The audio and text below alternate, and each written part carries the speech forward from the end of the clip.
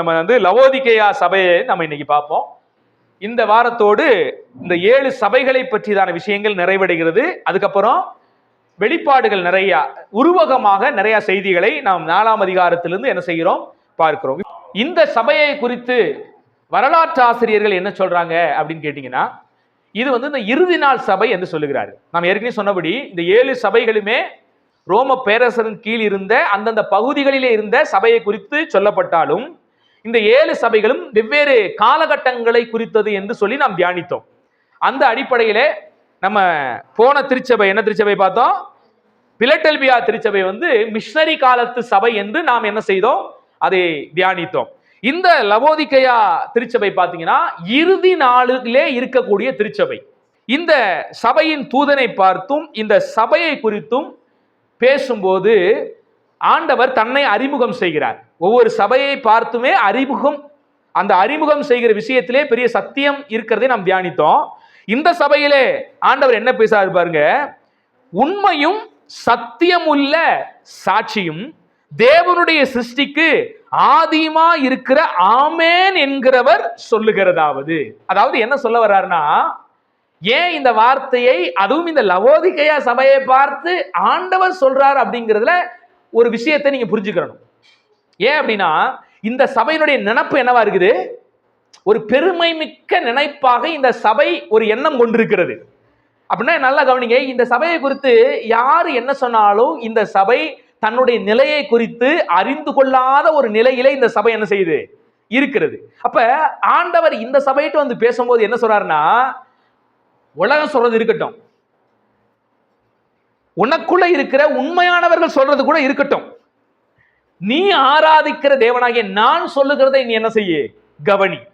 ஏன்னா நான் சொன்னா அது எப்படி இருக்கும்? அது உண்மையும் சத்தியமுமா இருக்கும். ஏன்னா இவருக்கு பேரே என்ன பேரு? உண்மையும் சத்தியம் உள்ளவர் என்கிற பெயர். இந்த பெயர் யாருக்குரியது? நம்முடைய ஆண்டவர் இயேசு கிறிஸ்துவுக்கே உரியது. சோ ஆண்டவர் இந்த சபையை நோக்கி பேசும்போது என்ன சொல்றாருன்னா, உண்மையும் சத்தியம் உள்ளவர் சொல்லுகிறார். நான் சொல்றேன், அப்பயாவது உன்னுடைய நிலைமையை நன்றாக என்ன செய், அறிந்து கொள் என்று தேவன் சொல்ல வருகிறார். அடுத்து சொல்றாரு, தேவனுடைய சிருஷ்டிக்கு ஆதியுமா இருக்கிற ஆமேன் என்பவர் சொல்லுகிறதாவது. இதுல ஒரு முக்கியமான சிந்தனையை நாம் சிந்திக்க வேண்டிய அவசியம் இருக்கிறது. இதிலே ஒரு முக்கியமான சத்தியத்தை நாம் கற்றுக்கொள்ள வேண்டிய அவசியம் இருக்கிறது. இங்கே வாசிக்கிறோம், தேவனுடைய சிருஷ்டிக்கு ஆதியுமா இருக்கிற. இந்த வசனத்தை எடுத்துக்கொண்டு பலர் என்ன சொல்லுவாங்க அப்படின்னா, பிதா வேறு குமாரன் வேறு. அதுல நம்ம என்ன செய்யறோம்? கிளியரா இருக்கிறோம்.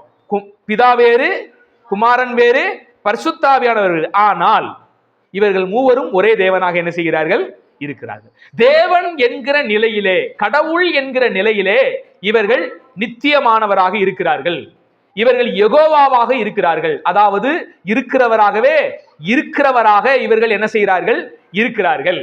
பட் இவர்கள் தன்மையிலே, ஆழ்தன்மையிலே வெவ்வேறானவர்கள் என்று நாம் சொல்லுகிறோம். நாம் மட்டுமில்ல, கர்த்தருடைய வார்த்தை அப்படி சொல்லுது. வசனம் என்ன செய்யுது? அப்படி பிரித்து பேசுகிறது. அது நாம் பல வசனங்களிலே நம்ம பார்க்கிறோம். இப்போ ஒரு சில கூட்டம் எழும்பி இதை சொல்லுவாங்க, நீங்க இயேசு கிறிஸ்துவை அவர் நித்தியமானவர் என்று என்ன செய்யக்கூடாது? சொல்லக்கூடாது. ஏன்னா இந்த வெளிப்படுத்தின வசனத்திலே என்ன சொல்லப்பட்டிருக்குது? தேவனுடைய சிருஷ்டிக்கு ஆதியுமா இருக்கிறவர். அப்பன்னா என்ன அர்த்தம்? அந்த வசனத்தின் அடிப்படையில கடவுளுடைய முதல் படைப்பு யார்? இயேசு கிறிஸ்து. ஏன்னா தேவனுடைய சிருஷ்டிகளில் ஆதி அப்படின்னா என்ன அர்த்தம்? ஆதினா என்ன அர்த்தம்? முதலாவது, துவக்கம் என்று அர்த்தம். ஆதியிலே தேவன் வானத்தையும் பூமியையும் சிருஷ்டித்தார் என்றால் என்ன அர்த்தம்? துவக்கத்திலே ஆண்டவர் என்ன செய்தார்? வானத்தையும் பூமியையும் சிருஷ்டித்தார் என்று பொருள். அப்ப இந்த இடத்துல தேவனுடைய சிருஷ்டியில் ஆதி என்றால் அவங்க ஒரு அர்த்தம் சொல்றாங்க. அந்த அர்த்தம் என்ன அர்த்தம்? இயேசுதான் முதல் படைப்பு. இந்த வசனம் ரொம்ப தெளிவா சொல்லுது பாருங்க. பிதாவாகிய தேவனுடைய முதல் படைப்பு யார்? இயேசு என்று சொல்லுவார்கள். ஆனால் அவர்களுடைய இந்த வாதம் அல்லது அந்த புரிதல் மிக தவறானது. முதலாவது, ஒரு வேத வாக்கியம் கொஞ்சம் குழப்பமாக இருந்தது என்றால் அந்த வார்த்தையை குறித்து நாம் என்ன செய்ய வேண்டும்? தமிழ் இலக்கணத்திலேயே சில சொற்கள் அமைந்திருக்கிற இடத்துக்கு தகுந்தாற்போல் அர்த்தங்கள் என்ன செய்யும்? மாறுபடும். உண்மைதானே? இதை படிச்சவங்களுக்கு புரியும். படிக்காதோ ஏதாவது பேசிட்டு இருப்பான், குழப்பிக்கிட்டே இருப்பான். படிச்சவங்களுக்கு புரியும். ஒரு தமிழ் சொற்கள் கூட அந்த சொல் இருப்பிடத்திற்கு தகுந்தாற் போல் என்ன செய்யும்? அர்த்தத்தில் மாற்றம் பெறும். அப்ப இந்த சொல் எபிரேய மொழி, ஏன்னா இந்த பைபிள் நமக்கு எழுதப்பட்டது புதிய ஏற்பாட்டை பொறுத்த வரைக்கும் நீங்க கிரேக்க மொழியில் எழுதப்பட்டது வைங்களேன். இப்ப கிரேக்கத்துல உண்மையிலேயே இந்த சொல்லுக்கான அர்த்தம் என்ன அப்படின்னு பார்க்கணும். இந்த ஃபர்ஸ்ட் born அப்படின்னு சொல்லுவாங்க.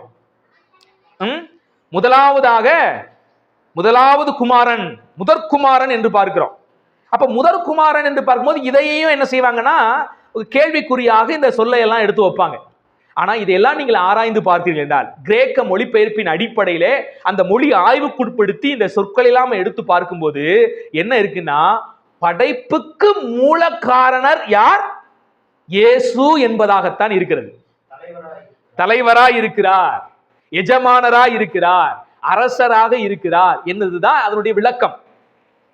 முதற் பலன், முதற் பேரு என்று இயேசுக்கு ஒரு பேர் இருக்குது. அந்த முதற் பேரு என்றால் என்ன அர்த்தம் அப்படின்னா ஆளுமை பண்பை குறிக்கிறது. பிதாவுக்கு சமமாய் இருக்கிறதை குறித்து சொல்லப்பட்ட வார்த்தைக்கு தான் அந்த வார்த்தை உபயோகப்படுத்தி இருக்கிறாங்களே ஒழிய இவர்கள் சொல்வதை போல என்ன செய்யல. எப்பவுமே இயேசு சிருஷ்டிகர் தான் ஒழிய அவர் சிருஷ்டிக்கப்பட்டவர் அல்ல. வேதம் நமக்கு ரொம்ப தெளிவா சொல்லுது, இயேசு சிருஷ்டிக்கப்பட்டவர் என்று வேதத்தில் எங்குமே வசனம் இல்லை. சில வசனங்கள் சுட்டிக்காட்டுகிற வசனம்லாம் அந்த அர்த்தத்தில் எழுதப்பட்டதில்லை. அது தமிழுக்கு மொழிபெயர்த்து வரும் பொழுது அந்த தமிழ் மொழிபெயர்ப்பு நமக்கு கொஞ்சம் புரியாமல் அர்த்தம் மாறுவதை போல என்ன செய்யும் தோன்றும். ஆனா அதை நன்றாக நம்ம அலசி ஆராய்ஞ்சு பார்த்தோம்னா அதனுடைய விளக்கம் அதுவாக என்ன செய்யாது. இப்படி நிறைய நம்ம விளக்கங்களை கொடுக்கலாம். மொழிபெயர்த்து வரும்பொழுது சில சவால்கள் என்ன செய்கிறது, இன்னொரு மொழியிலிருந்து அதுவும் ஒரு தொன்மையான ஒரு மொழியிலிருந்து இன்னொரு மொழிக்கு மொழிபெயர்த்து வரும் பொழுது அதிலே சில சட்ட சிக்கல்கள் இருக்கிறது. அதனால் சில வசனங்களை நாம் சிந்திக்கும் போது ரொம்ப கவனமாக என்ன செய்யணும், அதை ஆராய நாம் கற்றுக்கொள்ள வேண்டும். நாம ஒரு முடிவுக்குள்ள நாம ஒரு அர்த்தத்தை கொடுத்து என்ன செஞ்சிடக்கூடாது, நாம ஒரு அர்த்தத்தை கொடுத்துடக்கூடாது. உண்மையிலேயே பைபிள் சொல்லப்பட்ட வசனம் என்ன அர்த்தம் அதை நம்ம ஆராய்ச்சிக்குள்ள என்ன செய்யணும், உட்படுத்த வேண்டியது அவசியமா இருக்கிறது. அப்ப நல்லா கவனிங்க, வேதம் நமக்கு தெளிவா சொல்லுது, இயேசு கிறிஸ்து பிதாவினுடைய முதற் படைப்பு அல்ல, பிதாவானவர் படைப்புக்கு காரணர். அவர் எப்பவுமே அவர்கள் நித்தியமானவராக தான் இருக்கிறாங்க. அதனாலதான் யோவான் புத்தகம் 1:1 வாசிக்கிறோம், ஆதியிலே வார்த்தை இருந்தது, அந்த வார்த்தை தேவனிடத்தில் இருந்தது, அந்த வார்த்தை தேவனாகவும் இருந்தது. இந்த பிதாவுக்கும் குமாரனுக்கும் இருக்கிற உறவு பார்த்தீங்கன்னா ரொம்ப ஆழமானது. இருவருமே நித்தியமானவர்கள், இருவருமே இருக்கிறவராகவே இருக்கிறவர்கள், இருவருமே சர்வ ஞானி என்ற அடிப்படையில் இருக்கிறபடினால் இதை விளங்கிக் கொள்வது கொஞ்சம் கடினமாக என்ன செய்யும் தோன்றும். ஆனா வேதம் அதை அழகாக நமக்கு என்ன செய்கிறது, விளக்கப்படுத்துகிறது. இதை புரிஞ்சு கொள்ள ஒரே ஒரு வசனத்தை நான் உங்களுக்கு சுட்டி காட்டுறேன். கொலேசேரின் புத்தகத்துல 1ஆம் அதிகாரம் 16வது வசனத்தையும் 17வது வசனத்தையும் வாசிங்களேன். ஏனென்றால் நல்லா கவனிங்க, அவருக்குள் சகலமும் சிருஷ்டிக்கப்பட்டது. யாருக்குள்? இதுதான் அந்த வார்த்தை. தேவனுடைய சிருஷ்டியில் ஆதியுமா இருக்கிற ஆமென் என்கிறவர் சொல்லுகிறதாவது என்றால் என்ன அர்த்தம்னா, அந்த வசனமும் இங்கே கொலேசரின் புத்தகம் 1ஆம் அதிகாரம் 16வது வசனத்தில் சொல்லப்பட்ட வார்த்தை ஒரே ஈக்குவல் வார்த்தை தான். என்ன? ஏனென்றால் அவருக்குள் சகலமும் சிருஷ்டிக்கப்பட்டது. இதுதான் அங்கே அதே தான் எழுதியிருக்குது. தேவனுடைய சிருஷ்டியில் ஆதியுமா இருக்கிறவர் என்றால் என்ன அர்த்தம் கேட்டீங்கன்னா, சகலமும் அவருக்குள் சிருஷ்டிக்கப்பட்டது, பரலோகத்தில் உள்ளவைகளும் பூலோகத்தில் உள்ளவைகளும் ஆகிய, நல்லா கவனிங்க, இந்த வார்த்தை ரொம்ப முக்கியம், காணப்படுகிறவைகளும். அப்ப காணப்படாத சிருஷ்டிகள் நிறைய இருக்குது. ஆண்டவர் படைச்ச காண்கிற சிருஷ்டி, மலைகளை பார்க்கிறோம், பால்வெளிகளை பார்க்கிறோம், மரங்களை பார்க்கிறோம், கடலை பார்க்கிறோம், எத்தனையோ படைப்புகள், காண்கிற படைப்புகளை நாம் கண்கூட பார்க்கிறோம். அதை தாண்டி இயேசு கிறிஸ்துவுக்குள் சிருஷ்டிக்கப்பட்ட காணப்படாதவைகள் நிறைய இருக்குது. நம்ம இன்னும் அதை பார்க்கவே இல்லை. பரலோகம் எப்படி இருக்கு நம்ம என்ன செய்யல, பார்க்கல. ஏன், இன்னும் பால்வெளியில ஒரு குறிப்பிட்ட எல்லையை தான் மனிதன் பார்த்திருக்கிறான். பார்க்காத எல்லைகள் எப்படி இருக்குது, நிறைய இருக்குது. ஏன்னா பால்வெளிக்கு எல்லையே இல்லையா, அது விரிந்து கொண்டே போகிறதா. அதனுடைய எல்லை, அந்த விரிவு, அந்த அப்படி ஆரம்பம் எது என்று இன்ற வரைக்கும் மனுஷனால என்ன செய்ய முடியல, பார்க்க முடியல. அப்ப இந்த வசனம் எவ்வளவு அற்புதமா சொல்லுது பாருங்க. காணப்படுகிறவைகளும் காணப்படாதவைகளுமான சகல வஸ்துக்களும், சிங்காசனங்களானாலும் கர்த்தத்துவங்களானாலும், இதெல்லாம் அதிகாரத்தை குறிக்குது, துரைத்தனங்களானாலும் அதிகாரங்கள் ஆனாலும் சகலமும் அவரை கொண்டும் அவருக்கு, நல்லா கவனிங்க, அவரை கொண்டு சிருஷ்டிக்கப்பட்டதா, அவருக்கு என்றும் சிருஷ்டிக்கப்பட்டதாம். அல்லேலூயா. அப்ப இயேசுவானவர் பிதாவினுடைய முதல் படைப்பு என்று வேதம் சொல்லவில்லை. முதல் படைப்பே இயேசுவை கொண்டுதான் சிருஷ்டிக்கப்பட்டது. இயேசுவுக்காகத்தான் சிருஷ்டிக்கப்பட்டது. அல்லேலூயா. இயேசுவை கொண்டு சிருஷ்டிக்கப்பட்டது, இயேசுவுக்காக என்ன செய்யப்பட்டது? சிருஷ்டிக்கப்பட்டது. அதைத்தான் நாம் வெளிப்படுத்தின விசேஷத்திலே 3ஆம் அதிகாரத்தில் என்ன செய்யறோம்? தேவனுடைய சிருஷ்டியில் ஆதியா இருக்கிறவர் என்றால் என்ன அர்த்தம்? இந்த அர்த்தத்துல சொல்லப்பட்டிருக்குது. 17ஆம் வசனத்தையும் வாசிக்கலாம். அவர் எல்லாவற்றிற்கும் முந்தினவர், எல்லாம் அவருக்குள், எல்லாத்துக்கும் முந்தினவர். இந்த முந்தினவர் அப்படிங்கிற வார்த்தையும் தவறா புரிஞ்சு கூடாது. அவர் எப்பவுமே நிலையா இருக்கிறவர். அவர் முந்தினவர் என்று சொல்வதனால் ஏதோ மூத்த மகன் என்று நாம் என்ன செய்யக்கூடாது? சிருஷ்டிக்கெல்லாம் முந்தினவர். அவர் எல்லாவற்றின் மேலே அந்த அதிகாரத்தையும் வல்லமையும் பெற்ற, அதான் மேல நம்ம வாசிச்சோம். எல்லா அதிகாரங்கள், எல்லா துரைத்தனங்கள், எல்லா கர்த்தத்துவங்கள், எல்லாவற்றின் மேலே, அதுதான் இந்த வார்த்தையினுடைய அர்த்தம். எல்லாவற்றுக்கும் முந்தினவர் என்ற சொல்லி என்ன அர்த்தம் கேட்டீங்கன்னா, எல்லாவற்றுக்கும் மேலும் அதிகாரம் உள்ளவர், கர்த்தத்துவம் உள்ளவர், ஆளுகை செய்கிறவர், அரசர் என்கிற பொருளிலே தான் இந்த எல்லாவற்றுக்கும் மேலானவர் என்ற வார்த்தை வருகிறது. அப்ப எல்லாவற்றுக்கும் முந்தினவர், மேலானவர், முதலாவதாக இருக்கிறவர். இந்த வார்த்தையினுடைய பொருள் இந்த தமிழ்ல அப்படி மொழிபெயர்த்திருக்காங்க. இந்த சொல் மொழிபெயர்க்கப்பட்டிருக்குது. இதனுடைய உண்மையான அர்த்தம் என்னன்னா, எல்லாவற்றின் மேலும் அதிகாரம் படைத்தவர் என்கிற அர்த்தத்திலே தான் இந்த வசனங்கள் எல்லாம் என்ன செய்து வருகிறது. அப்ப இந்த இடத்துல நம்ம வெளிப்படுத்தின விசேஷத்துல நம்ம பார்க்கிறபடி, லவோதிக்கேய சபை பார்த்து ஆண்டவர் சொல்லும் போது, உண்மையும் சத்தியம் உள்ள சாட்சியும் தேவனுடைய சிருஷ்டிக்கு ஆதியுமா இருக்கிறவர் என்றால் என்ன அர்த்தம்? தேவனுடைய சிருஷ்டி எல்லாம் இவர் மூலமாகவே உண்டாக்கப்பட்டது, இவருக்கென்று உண்டாக்கப்பட்டது. அப்படி அதிகாரம் பெற்ற ஒருவர் ஆமேன் என்கிறவர் சொல்லுகிறதாவது, ஆமேன் என்ன அர்த்தம்? அப்படியே ஆக கடவது. அப்ப அப்படியே ஆக கடவது அப்படிங்கிற அந்த அந்த அதை வந்து எப்படி சொல்றது, ஒரு பேரு நம்ம சொல்ல முடியுமா? அப்படியே ஆக கடவது அப்படிங்கும் போது அவருடைய குமாரனுடைய தன்மையை குறிக்கிறது. அப்படிப்பட்டவர் சொல்லுகிறது. அவர் சொன்னார்னா எல்லாமே என்ன பண்ணும்? நடக்கும். எல்லாமே அவருடைய தன்மையின் அடிப்படையிலே சொல்லப்பட்ட பெயர் தான். வேதாகமத்திலே தேவன் இது தன்னுடைய பெயர் என்று சொல்லிக் கொள்ளக்கூடிய பெயரும் கூட அவருடைய தன்மையை வெளிப்படுத்தக்கூடிய பெயராகத்தான் இருக்குமே ஒழிய அவருக்கென்று ஒரு இயற்பெயர் என்ன இல்ல. நான் தான் சொல்லுவேன், தேவனுக்கென்று அவர் ஒரு பெயர் வைத்துக் கொள்ள வேண்டிய அவசியம். மனிதர்களுக்கு அவருடைய தன்மையின் அடிப்படையிலே தன்னை புரிந்து கொள்ள வேண்டும் என்கிற அடிப்படையிலே ஆண்டவர் பல பெயர்களை என்ன செய்கிறாரு? சொல்றார். இது என் நாமம் என்றும் என்ன செய்கிறாரு? சொல்லுகிறார். ஆனா தேவனுக்கென்று ஒரு ஒரு நாமம் என்ன பண்ண தேவையில்லை. ஏன்னா அவர் மட்டும்தான் இருக்கிறார். அவருக்கு ஒரு பெயர் என்று நம்ம பெயர் வைக்க வேண்டிய அவசியம் இல்லை. இப்ப நல்லா கவனிங்க, ஒரே ஒன்றுதான் இருக்கிறது என்றால் இந்த உலகத்துல அதுக்கு நம்ம ஒரு பெயர் சூட்ட வேண்டிய அவசியம் இல்லை. தேவன் ஒருவரா இருக்கிறார். இதை நம்ம வந்து தெளிவாக என்ன செய்யணும்? புரிந்து கொள்ளணும். அதை விளக்கப்படுத்தும்படிதான் இங்கே லவோதிக்கேய சபையிலும் தேவன் என்ன செய்கிறாரு? ஆமேன் என்கிறவர் சொல்லுகிறதாவது என்று பார்க்கிறோம். ரெண்டாவது, இந்த சபையில முக்கியமா நம்ம கவனிக்கக்கூடிய ஒரு விஷயம் என்னன்னா, இது கடைசி கால சபைன்னு பார்த்தோம். ஆனா இருக்கிற எல்லா சபைகளை காட்டிலும் இந்த சபை ரொம்ப ஒரு பரிதாபத்துக்குரிய நிலையிலே இருக்கிற சபையாக நம்ம இங்கே காண முடியுது. எந்த சபையை பார்த்தோம் ஆண்டவர் இப்படி ஒரு வார்த்தை சொல்லல. ஆனா இந்த லவோதிக்கேய சபையை மாத்த ஆண்டவர் பார்த்து சொல்றாரு. என்ன சொல்றாரு? நீ குளிரும் அல்ல அனலும் இல்லாம இருக்கிற, நீ குளிராவது அனலாவது இருந்தா நலமா இருக்கும். ஏன் அப்படின்னா, நீ இருக்கிற நிலைமை எப்படி இருக்குன்னா, நான் உன்னை வாந்தி பண்ணி போற அளவுக்கு இருக்குதுங்கிறார். இந்த சொல்லு ரொம்ப கடினமான சொல். நம்ம ஏற்கனவே தியானிச்சோம் பிரசங்கில. தாற்றுக்கோள் போல இருக்கிற சொல். இந்த இடத்துலயும் ஆண்டவர் இந்த சபையை பார்த்து சொல்றாரு, நீ இருக்கிற நிலைமை எப்படிப்பட்ட நிலைமையில இருக்கிறேன்னா, நான் உன்னை வாந்தி எடுக்கிற மாதிரி ஒரு நிலை. நீ யோசிச்சு பாருங்களேன், நமக்கெல்லாம் வாந்தி எப்ப வரும்? யோசிச்சு பாருங்க. நல்ல ஒரு ஆகாரம் சாப்பிட்டு இருக்கலாம் நீங்க, ஆனா அந்த ஆகாரம் சரியாக செரிமானம் இல்லாதபடி நெஞ்சிலேயே நிக்குது அப்படின்னா, உள்ளேயும் போக மாட்டேங்குது, வெளியேயும் வர மாட்டேங்குது, ஒரு மாதிரி ஒமற்ற நிலைமை வரும்போது என்ன சொல்லுவோம்? வாந்தி வர்ற மாதிரி இருக்குது அப்படின்னு சொல்லுவோம். இந்த ஒரு நிலை ரொம்ப வந்து அசௌகரியமான ஒரு நிலை. ஆண்டவர் அந்த நிலைக்கு இந்த சபையை ஒப்பிட்டு பேசுகிறார். லவோதிக்கேய சபையை, நீ இருக்கிற நிலைமை எப்படிப்பட்ட நிலைமை இருக்கிறன்னா, நான் உன்னைய வாந்தி எடுத்துற மாதிரி என்ன செய்யற நிலைமையில. அப்படின்னா என்ன? நான் கழிச்சு போடுற மாதிரி, நான் வெறுத்து உன்னை ஒதுக்கிற மாதிரி வாந்தி எடுத்ததை திரும்ப நம்ம எடுத்து சேர்க்க முடியுமா? இந்த வாந்திங்கிற நிலை சாமானியமான ஒரு நிலை இல்லை. யாராவது வாந்தி எடுத்துட்டு திரும்ப அந்த பொருள் திரவியமாவே இருந்தா கூட, அந்த பொருள் உங்களுக்கு பிடித்த ஒரு உணவாக இருந்தாலும் கூட அதை மீண்டும் எடுத்து யூஸ் பண்ண நடப்போமா?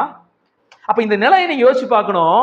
இது தேவனுடைய சபை என்று பெயர் பெற்று இருந்தாலும் கூட இந்த சபையினுடைய நிலை எப்படிப்பட்ட நிலைமையா இருந்துச்சுன்னா, வாந்தி பண்ற மாதிரி ஒரு நிலை. எப்படா இத என்னுடைய அந்த இடத்துல இருந்து எடுத்து தூக்கி வீசிடுவோம் அப்படிங்கிற மாதிரி ஒரு நிலையோடு இந்த சபை இருக்குது. எந்த சபையை பார்த்து இந்த ஒரு ஸ்டேட்மெண்ட்டை ஆண்டவர் என்ன செய்யல, சொல்லல. அப்படி என்னங்க இந்த சபை செஞ்சுச்சு? மற்ற சபையில எத்தனையோ தவறுகளை என்ன செய்யறோம் நம்ம பார்க்கணும், அப்படித்தானே? எசபேலினுடைய போதனை, நிக்கோலாய் மதஸ்தருடைய போதனை, இந்த போதனையெல்லாம் இருந்து பார்க்கிறோம். அங்கும் கடினமான வார்த்தைகளை தேவன் சொல்லுவதெல்லாம் உண்மைதான். ஆனா அந்த சபையிடத்திலே சொல்லக்கூடாத சில வார்த்தைகளை எல்லாம் இந்த கடைசி நாட்களுக்குரிய சபையாகிய லவோதிக்கேயா சபையின் இடத்திலே ஆண்டவர் என்ன செய்யறாரு? நல்லா புரிஞ்சுக்கணும். இன்னைக்கும் பரவலாவி இன்னைக்கு இருக்கிற இந்த கடைசி காலத்திலே இருக்கிற சபைகளை நம்ம பார்க்கும்போது இந்த நிலைமை தான் இன்னைக்கு இருக்குது. என்ன நிலைமை? இந்த நிலைமை, இந்த சபையினுடைய நிலைமை என்ன தெரியுமா? நல்லா கவனிங்க. இந்த சபை தான் எப்படிப்பட்ட குறைவோடு இருக்கிற, நான் ஆண்டவருக்குள்ள செமிக்க முடியாம, ஆண்டவருக்குள்ள உறவாட முடியாம, அவரோட ஐக்கியப்பட முடியாம இருக்கிறோம். அந்த நிலைமை அந்த சபை உணராம, அந்த சபை தன் மனதுல தன்னை குறித்து ஒரு எண்ணம் எடுத்து வச்சிருக்குது. அது என்ன எண்ணம்? வாசிக்கிறோம், நீ நிர்பாக்கியம் உள்ளவனும், நல்லா கவனிங்க, இந்த சபையினுடைய நிலைமையை பாருங்க, நிர்பாக்கியம் உள்ளவனும், பரிதபிக்கப்படத்தக்கவனும், தரித்திரனும், குருடனும், நிர்வாணியுமா இருக்கிறதை அறியாமல். இப்ப இந்த சபையினுடைய பெரிய குறை என்ன தெரியுமா? மற்ற சபையெல்லாம் தன் நிலையை அறிஞ்சிருச்சு, தப்பு இருந்துச்சு, நிக்கோலாய் மதஸ்தருடைய உபதேசம் இருந்துச்சு, எசபேலுடைய காரியங்கள் இருந்துச்சு, எத்தனையோ காரியங்கள் இருந்துச்சு.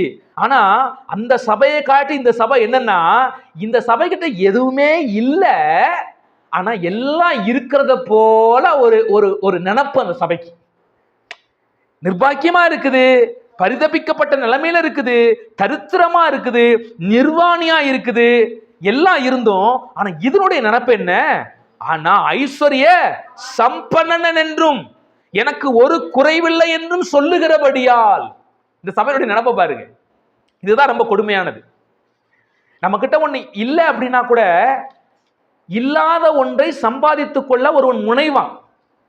ஆனா தன்னிடத்தில் இல்லை என்றும் என்கிட்ட அதெல்லாம் இருக்குன்னு ஒரு நினைப்பு இருக்கு பாத்தீங்களா? அந்த சபை வாழ்க்கையில என்ன செய்ய முடியாது? முன்னேற்றமே அடைய முடியாது. தேவன் விரும்புகிற அந்த இடத்துக்கு அந்த சபையால் என்ன செய்ய முடியாது? அந்த மனிதனால் வரவே முடியாது. நம்ம ஊர்ல ஒரு பழமொழி சொல்லுவாங்க, இந்த தூங்குறவனை என்ன செய்யலாம்? தூங்குற மாதிரி நடிக்கிறவன் என்ன செய்ய முடியாது?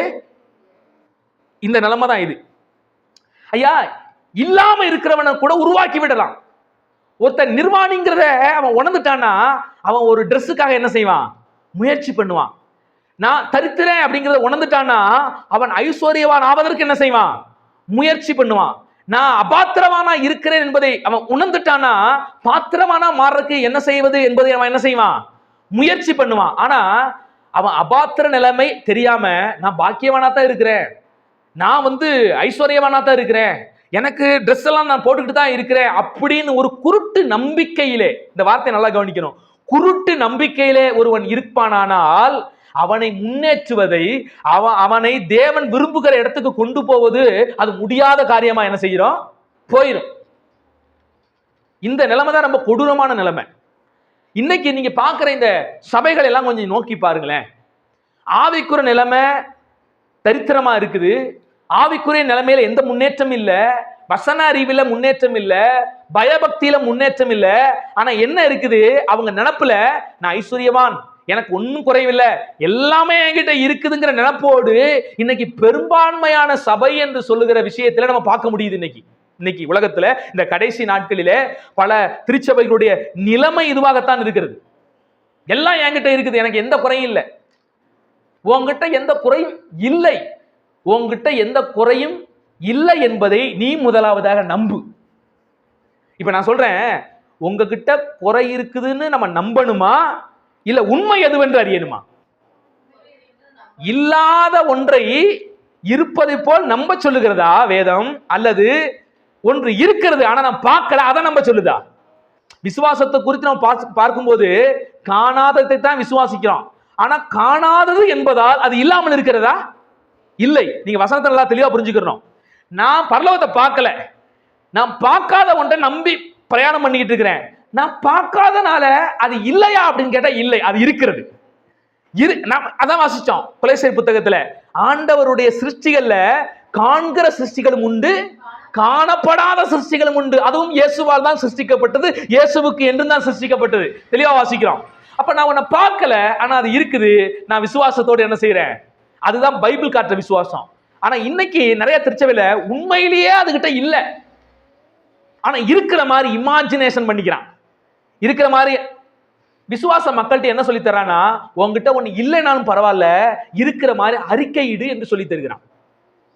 எனக்கு வயசாகாது, எனக்கு என்ன பண்ணு, எனக்கு வயசே ஆகாது, எனக்கு வயசே ஆகாது, நான் வாழ வயதின் குமாரனை போல, சாவில்ல, வியாதி வராது, வியாதி வராது. இது என்னது?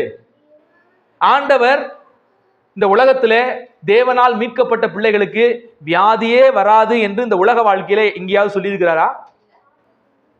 இந்த உலகத்தினுடைய வாழ்க்கையிலே ஒரு ரட்சிக்கப்பட்ட பிள்ளைக்கு எந்த பிரச்சனையும் இருக்காது, எந்த போராட்டமும் இருக்காது என்று எங்காவது வசனம் இருக்கிறதா? இதெல்லாம் நமக்கு வாக்கு இருக்கிறது. எங்கே? நித்தியத்துல. நித்தியத்துல நம்ம பார்க்கும்போது அங்க என்ன இல்ல? மரணம் இல்லை, துக்கம் இல்லை, இந்த உலகத்தில் இருக்கிற எந்த பிரச்சனையும், இதெல்லாம் வாக்கு. ஆனா இந்த உலகத்தில் இருக்கும் போது நமக்கு எல்லா போராட்டமும் இருக்குன்னு தான் வசனம் சொல்லுது. ஆனா இல்லாத ஒன்றை இருப்பதை போல சில போதகர்கள் என்ன செய்யறாங்க? இப்படி சொல்லு சொல்லு சொல்லு. அதுக்கு ஒரு பேர் வச்சிருக்கிறான். அதுக்கு பேர் என்ன தெரியுமா? ஃபெய்த். அதுக்கு பேர் என்னது? அதுதான் என்ன தெரியுமா? இந்த லவோதிக்கேய சபைகிட்ட இருந்தது இந்த ஃபெய்த் இருந்துச்சு. இந்த ஃபெய்த் மோசமான ஃபெய்த். நான் சொல்றேன், நீங்கள் உங்க அறிவுக்கு எட்டினபடி ஒரு மாயையான விசுவாசத்தை எடுத்துக்கொண்டீர்கள், ஆனால் அது பரிதாபத்துக்குரிய ஒரு நிலை. நான் சொல்ற வார்த்தை ரொம்ப ஆழமானது. பைபிள்ல ஒரு விசுவாசம் இருக்கிறது, கர்த்தரை நம்ப சொல்லி, கர்த்தருடைய வார்த்தை நம்ப சொல்லி ஒரு விசுவாசம் இருக்கிறது. அந்த விசுவாசத்தை விட்டுவிட்டு நீங்கள் ஒரு மாயையான விசுவாசம் எடுத்துக்கொண்டு அதை நீங்கள் பின்பற்றுவீர்களானால் அது உங்களை பரிதபிக்க கூடிய நிலைமையில என்ன செஞ்சிடும்? மோசமான டேஞ்சரான ஒரு ஆவிக்குரிய நிலைப்பாட்டுக்குள்ள உங்களை கொண்டு போயிடும். கர்த்தர் தம்மை தம்முடைய வார்த்தை எப்படி விசுவாசிக்க சொன்னாரோ அப்படித்தான் விசுவாசிக்கணுமே ஒழிய எல்லாத்தையும் மண்டையில் இல்லாதையெல்லாம் நம்பிக்கிட்டு அதுக்கு விசுவாசம் ஒரு பேர் வச்சுக்கிட்டீங்கன்னா அதை கர்த்தர் ஒருபோதும் என்ன செய்ய மாட்டாரு. இந்த லவோதிக்கேய சபையை பாருங்களேன், இது நிர்வாணியா இருக்குது, இது தரித்திரமா இருக்குது, இது அபாத்திரமா இருக்குது, ஆனா இது விசுவாசம் எப்படி வச்சிருக்குது? எனக்கு ஒரு குறைவும் உண்மைதானே? விசுவாசம் அப்படிதான் சொல்றான். இது விசுவாசமா இல்லையா? ஒருத்தர் நிர்வாணியா இருந்தும் எனக்கு ஒரு குறைவும் இல்லை அப்படின்னு சொல்லும் போது அதுதான் இன்னைக்கு பெரும்பான்மையான செழிப்பு உபதேசிகள் கற்றுக் கொடுக்கிற விசுவாசம். நல்லா யோசிச்சு பாருங்க. இந்த லவோதிக்கேயா எந்த விசுவாசத்துல இருந்துச்சோ அந்த பரிதாபத்துக்குரிய விசுவாசத்தை தான் இன்னைக்கு பல போதகர்கள் என்று சொல்லுகிறவர் என்ன செய்யறாங்க? கற்றுக் கொடுக்குறாங்க. ரொம்ப டேஞ்சர். அதே விசுவாசம் பாருங்க, இது நிர்வாணியா இருந்திருக்கு, ஆனா எனக்கு ஒரு குறைவும் இல்லைன்னு என்ன செய்யுது? அறிக்கையிட்டு இருக்குது, பேசிக்கிட்டு இருக்குது. காரே இல்ல, ஆனா கர்த்தர் காரை கொடுத்து விட்டார். இதை நம்பிக்கிட்டே இருந்தேன்னா வந்துருங்குது. எங்க நம்பிக்கிட்டே? காரை குறிச்சு ஆண்டவர் காரை நம்பினே இருந்தா வந்துரும் சொல்லாரா? கர்த்தரை நம்பணும்னு இருக்குது. பவுல் சொல்றாரு, நான் எல்லா சூழ்நிலையிலும் வாழ மனரம்யமாய் வாழ கற்றுக்கொண்டேன். அது வேதம் சொல்லி கொடுத்தது. கர்த்தர் நிச்சயமாக நம்ம ஆசீர்வதிப்பார், கர்த்தர் நிச்சயமாக நம்ம உயர்த்துவார், நம்ம விசுவாசிக்கிறோம். ஆனா இதை நம்ம சொல்லிக்கிட்டு ஒரு மாயான காரியத்தை அறிக்கையிட்டு விட்டு இருந்தா தேவ சித்தம் எதுவோ அதைத்தான் அவர் நிறைவேற்றுவார் ஒழிய எல்லாத்தையும் அவர் என்ன செய்ய மாட்டாரு. என் வாயில ஒன்ன நான் அறிக்கை இடுகிறேன் என்ற காரணத்தினால் அவர் எல்லாவற்றையும் என்ன செய்ய மாட்டாரு? செய்து விட மாட்டார். தேவனுடைய திட்டம் என்ன, சித்தம் என்ன, அது என் வாழ்க்கையில நிறைவேறணும் அப்படிங்கிறதா நம்முடைய ஜெபமாக, நம்முடைய விசுவாச அறிக்கையாக இருக்க வேண்டுமே ஒழிய என்னுடைய விருப்பத்தை எல்லாம் தேவன் கட்டாயமாக நிறைவேற்றியே ஆவார் என்பது நம்முடைய விசுவாசமாக என்ன செய்யக்கூடாது? இருக்கக்கூடாது. அப்படின்னா தேவன் மேல் நாம் அதிகாரியாக மாறிவிடுவோம். தேவன் மேல் நாம் அதிகாரியாக என்ன செய்வோம்? நம்ம எல்லாமே ஆண்டவர்கிட்ட ஜெபிக்கலாம், கேட்கலாம், விசுவாசத்தோடு பண்ணலாம். ஆனா இறுதியாக நம்முடைய ஒரு புரிதல் இருக்கணும், எல்லாம் என் சித்தத்தின்படி அல்ல, எல்லாம் உன் சித்தத்தின்படி ஆக கடவது என்கிற அந்த அந்த அந்த ஒரு ஒரு ஆரோக்கியமான விசுவாசத்துக்குள்ள நம்ம என்ன செஞ்சிடணும், வந்துடணும். ஏன் அப்படின்னா நம்ம அறிவும் நம்ம ஜபமும் நம்முடைய விசுவாசம் எல்லாமே எப்படிப்பட்டது, அது குறைவுள்ளது. நமக்கு போதிய ஞானம் என்ன செய்யறது இல்ல. நல்லா கவனிக்க, ஒண்ணு உங்களுக்கு சொல்லித்தரேன். நீங்க எவ்வளவு நாள் படிச்சிருக்கலாங்க, எவ்வளவு பெரிய பொசிஷன்ல வேணா இருக்கலாம். ஆனா ஆண்டவருடைய அறிவுக்கு முன்னால நம்ம போய் நின்னோம்னா நம்ம அறிவும் ஞானமும் அழுக்கான கந்தல் என்பதை நம்ம என்ன செஞ்சிருக்கணும். பெரிய ஏசாயா தீர்க்கதரிசியே தேவனுக்கு முன்பாக போகும்போது உணர்கிறார். அவர் சொல்றாரு, எங்களுடைய நீதி நியாயங்கள் எல்லாம் உமக்கு முன்பாக அழுக்கான கந்தலா இருக்கிறது என்று சொல்லுகிறார்.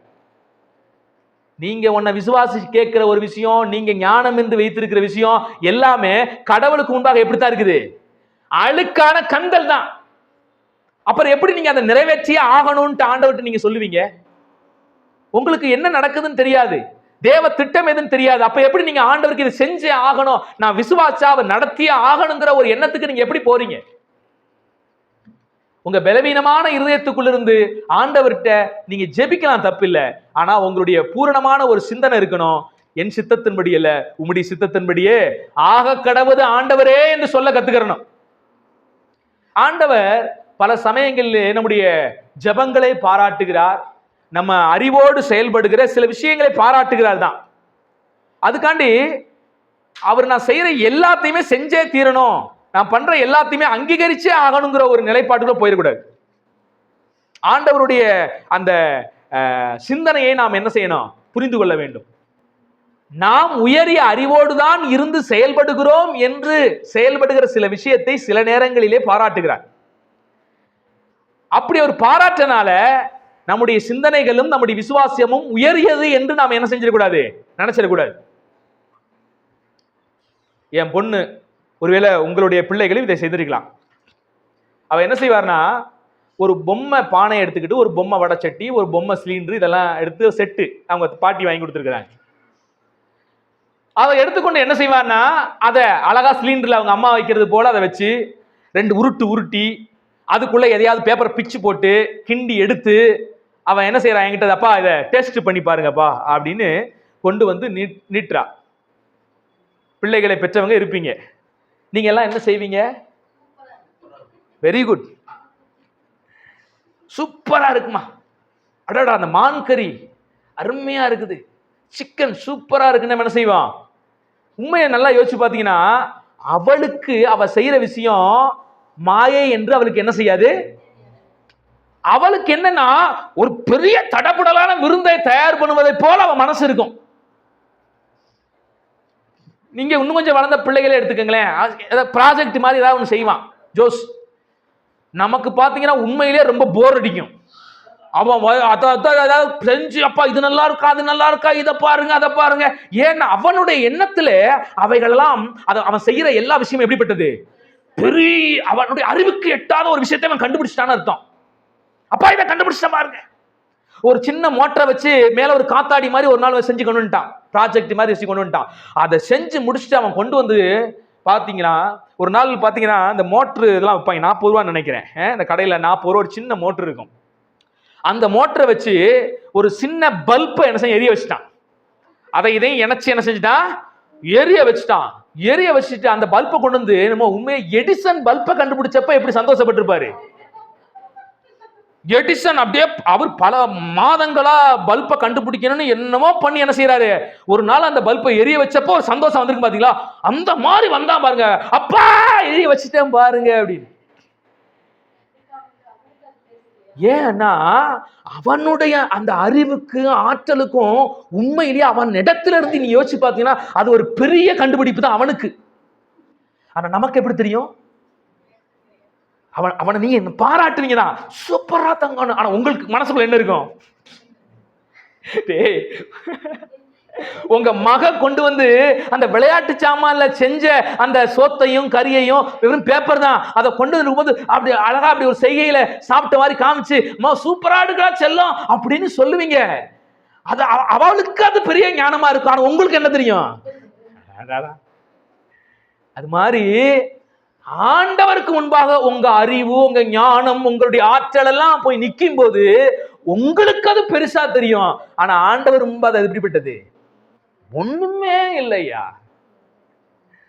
அதனாலதான் தாவீது சொல்றாரு, ஆண்டவரே நீர் உண்டாக்கின சூரியனையும் நட்சத்திரங்களையும் நிலாவையும் நாம் பார்க்கும்போது மனுஷனையும் மனுஷ குமாரனையும் விசாரிப்பதற்கு அவன் எம்மாத்திரம் என்று பேசுகிறார். தாவீதுக்கு அப்ப என்ன செய்து பார்த்துச்சு, அவர் ஆண்டவர் படைச்ச நீங்க நிலா சூரியன் அதெல்லாம் ஒரு ஒரு சின்ன படைப்பு. அவருடைய படைப்புல ஆண்டவர் படைச்சதுலயே ஒரு சாதாரணமான ஒரு படைப்பு. என்ன படைப்பு? இந்த சூரியன் சந்திரன் நட்சத்திரங்கள் எல்லாம். இவர் தாவீது அதை பார்த்துட்டு ஆண்டவருடைய மகத்துவங்களை, அந்த படைப்பாற்றலை, அவருடைய ஞானத்தை, அவருடைய வல்லமைகளை இதை பார்த்துட்டு அவர் சொல்றாரு, அவ்வளோ பெரிய படைப்பையெல்லாம் படைச்ச நீங்க என்னையும் என் பிள்ளைகளை விசாரிக்கிறதுக்கு நாங்க எம்மாத்திர ஆண்டவரேன்னு பேசுறாரு. அன்பான தேவனுடைய பிள்ளைகளே, நம்ம அறிவு, நம்ம புத்தி, நம்ம விசுவாசம், நம்முடைய ஆற்றல், நம்முடைய மேன்மை எல்லாம் தேவனுடைய பிரசன்னத்துல போய் அவருடைய ஆற்றலுக்கு முன்பாக பார்க்கும்போது இதெல்லாம் ஒண்ணுமே இல்லை. அப்படிப்பட்டவங்க நாம. ஆண்டவர் நம்மளை பார்த்து பாராட்டுற மாதிரி சில சமயத்துல என்ன செய்யறாரு? பாராட்டுறாரு. ஏன்னா நமக்கு இருக்கிற அந்த நம்ம அறிவுக்கு நமக்கு அறிவு பெருசுன்னு நினைச்சு என்ன செய்யற பேசுறோம். ஆனா அவர் முன்னால போகும்போது ஒண்ணுமே இல்லை. அதனாலதான் ஒண்ணு சொல்லணும், நம்ம எப்பவுமே என் அறிவு எப்பவுமே குறைவுள்ளதுதான். எனக்கு அது பெருசா தோன்றலாம். பல அறிவாளிகள் மேதாவிகள் தங்களுடைய அறிவை குறித்து பெரிதாக மெச்சிக்கொள்ளலாம். ஆனா ஒரு உண்மையை புரிஞ்சுக்கணும், கடவுளுக்கு முன்பாக போகும்போது அதெல்லாம் குப்பை, அதெல்லாம் ஒண்ணுமே இல்லை அப்படிங்கிறத புரிஞ்சுக்கணும். தேவ சமூகத்துல போகும்போது அந்த உணர்வு நம்ம கிட்ட வரணும். அதனாலதான் எப்போதுமே வேதத்துல இருக்கிற சில ரகசியங்களை ஆண்டவர் எனக்கு கற்றுக் கொடுக்கும் போதும், ஆவியானவர் சில விஷயங்களை வெளிப்படுத்தும் போதும், நான் இது எனக்கு தெரிஞ்சிருச்சுன்னு நினைக்க மாட்டேன். என் நினைப்பு என்னமா இருக்கும், நேத்து வரைக்கும் நான் இதுல முட்டாளா இருக்கிறேன் அப்படிங்கறத மட்டும்தான் அறியும். நேத்து வரைக்கும் எனக்கு இதே பைபிள்லாம் வாசிச்சிருப்போம், பல வருஷம் வாசிச்சுட்டு இருப்போம். அந்த வசனத்தினுடைய சரியான விளக்கம் நமக்கு என்ன செய்யாது, புரியாது. திடீரென்று புரியும். புரிஞ்ச உடனே பெருமை வந்துடக்கூடாது.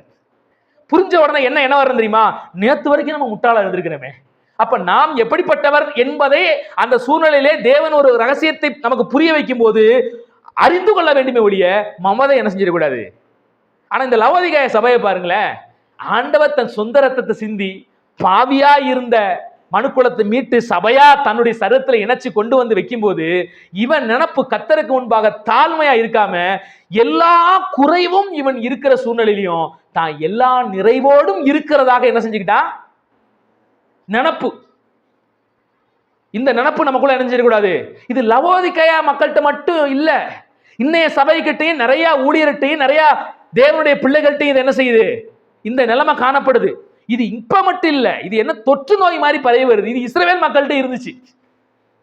இஸ்ரவேல் மக்கள்கிட்ட இதே நோய் தான். தான் என்ன சூழ்நிலையில் இருக்கிறோம், எந்த குறைபாட்டில் இருக்கிறோம், அதையெல்லாம் அவன் உணரவே இல்லை. எப்பவுமே ஆண்டவர் முன்பாக போகும்போது நம்ம குறைய நம்ம என்ன செஞ்சுக்கிறோம், ஒத்துக்கிட்டு போகும்போது தான் அவர் நம்மை நிறைவுள்ளவர்களாக என்ன செய்வாரு. ஆண்டவர்கிட்ட போய் நிற்கும் போது எனக்கு எல்லாம் தெரியும், எனக்கு எல்லாம் புரியும், நான் என் வல்லமை என்ன தெரியுமா, அங்க போய் நம்ம மார்தட்டினோம் என்றால் அது எவ்வளவு முட்டாள்தனமான செய்கை. அந்த செய்கையை தான் இன்னைக்கு பலர் என்ன செய்யறாங்க, செஞ்சுக்கிட்டு வர்றாங்க. அதனாலதான் கர்த்தருக்கு முன்பாக நம்ம என்ன செய்யணும், தாழ்மைப்படணும். எவ்வளவு அறிவு நமக்கு வந்தாலும், எவ்வளவு ஞானம் வந்தாலும், கர்த்தருக்கு முன்பாக நான் ஒன்றும் இல்லை என்கிற உணர்வு நம்ம வாழ்க்கையில் என்ன செய்யணும், வரணும். ஆண்டவரே தேவனே ஒரு மனுஷனை பாராட்டாரு, சொல்றாரு, ஸ்திரீகளில் பிறந்தவனில் யோவான் ஸ்நானனை போல பெரியவன் வேறு ஒருத்தனும் இல்லை. யோவான் ஸ்நானனை ஆண்டவர் இயேசு கிறிஸ்து ஒரு பெரிய தீர்க்கதரிசியாக என்ன செய்யறாரு, ஒரு அற்புதமும் செய்யல. ஆனாலும் யோவான் ஸ்நானன் செய்த ஊழியம் மிகப்பெரிய ஊழியம். அந்த ஊழியத்தை கனப்படுத்தும்படி ஆண்டவர் இயேசு யோவான் ஸ்நானனுடைய ஊழியத்தை மெச்சிக்கொள்கிறார், யோவான் ஸ்நானனை மெச்சிக்கொள்கிறார். ஸ்திரீகளில் பிறந்தவனிலும் யோவான் ஸ்நானனை போல ஒரு பெரிய தீர்க்கதரிசியும் இல்லை. அவ்வளவு பெரிய தீர்க்கதரிசி ஒரு வார்த்தை சொல்றான், ஆண்டவராகி இயேசு கிறிஸ்துடைய பாதரட்சையின் வாரை கூட நான் அவிழ்த்து விடுவதற்கு நான் எப்படி இல்லை. யோவான் ஸ்நானனை விட இங்க யாரும் பெரியவங்களா இருக்கிறாங்களா? பெரியவன் இல்லைன்னு ஆண்டவரே சாட்சி சொல்லிட்டார். அப்படி சாட்சி பெற்றவன் கூட தன்னுடைய நிலைப்பாடு எப்படி வச்சிருக்கிறான், அவருடைய பாதரட்சியின் வாரை அவிழ்ப்பதற்கும் நான் என்ன இல்லை. இன்னைக்கு சிலர்லாம் ஐயா நான் என்ன சொல்றேன்னா, உறவு இருக்கத்தாங்க செய்யும், யோவான் ஸ்நானனுக்கு மாம்சத்தின் அடிப்படையில, பிறப்பின் அடிப்படையில் இயேசு சொந்தக்காரலா இருக்கலாம்.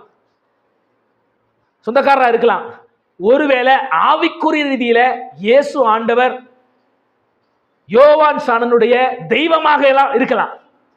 அப்பாவாக என்ன செய்யலாம்? படைப்பு, இவர் படைப்பின் காரணமா இருக்கும்போது இவர் அப்பான்னு கூப்பிடலாம். நிறைய பேர் இதையும் பிரச்சனைக்குள்ளாக்குவாங்க. இயேசு அப்பான்னு கூப்பிடலாமா? ஏன் கூப்பிடக்கூடாது? இயேசு அப்பான்னு ஏன் கூப்பிடக்கூடாது? ஏன்னா பிதாவாகிய தேவன் அப்பா தான். இயேசு அப்பான்னு கூப்பிடக்கூடாதுன்னு எப்படி நம்ம சொல்ல முடியும்? இயேசுவால் தான் நாம் படைக்கப்பட்டோம் என்றால் நம்ம அவர் நிச்சயமாக என்ன செய்ய முடியும்? அப்பான்னு. தப்பு இல்ல. சில டாக்டரின் அடிப்படையில் இயேசுவை நம்முடைய சகோதரர் என்று குறிப்பிடப்படுது. என்ன அடிப்படையில்? நான் ஏற்கனவே சொல்றது அடிப்படையில், பிதாவுக்கு முதற் பலன் இயேசு என்ற அடிப்படையில் நம்ம எல்லாம் சகோதரர் என்று டாக்டரின் அடிப்படையில் வேதம் சொல்லுகிறது. ஆனா முழுமையான சத்தியத்தின் அடிப்படையில் இயேசு யார்? என்னை படைத்த தெய்வம். அப்ப என்ன படைச்சவர்னா நான் அவர் அப்பான்னு கூப்பிட முடியுமா? முடியாதா? முடிக்க முடியும். முழுமையான சத்தியத்தின் அடிப்படையில் நாம் இயேசுவை அப்பான்னு என்ன செய்ய முடியும்? அப்ப யோவான் ஸ்நானனுக்கு இயேசு அப்பாவாக இருந்த போதும் அவர் என்ன செய்யறாரு? எங்க அப்பான்னு உரிமை காராட்டி பெருமையில் அலையல. ஏன் இந்த வார்த்தையை பேசுறேன்னா, இன்னைக்கு சபைகள் தேவனை தேவன் என்கிற ஸ்டேஜில் வைக்காம உறவு அடிப்படையில கொண்டு வந்து அவருக்கு செலுத்த வேண்டிய மரியாதையை செலுத்தாமல் இன்னைக்கு போகுது நிறைய. எங்க இயேசு எங்க அப்பா, அவர் நான் என்ன செஞ்சாலும் என்ன செய்ய மாட்டார், அவரு கைவிட மாட்டாரு அப்படிங்கிற ஒரு மாதிரியான மமதைக்குள்ள போயிருது. அந்த உறவை வச்சு நீங்க இயேசுவை கடவுளா பாக்குறீங்க, நாங்க இயேசு அப்பான்னு பாக்குறோம். புரியுதுங்களா? வார்த்தை புரியுதுங்களா? எப்படி பேசுறாங்க? நாம கடவுள் கடவுள்னு அப்படி பாக்குறோமா? ஆனா இவங்க அப்பான்னு பாக்குறனால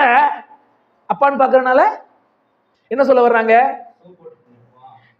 எல்லா சில தவறுகளை செய்து கொண்டு அந்த உறவை வச்சு என்ன செய்யறது?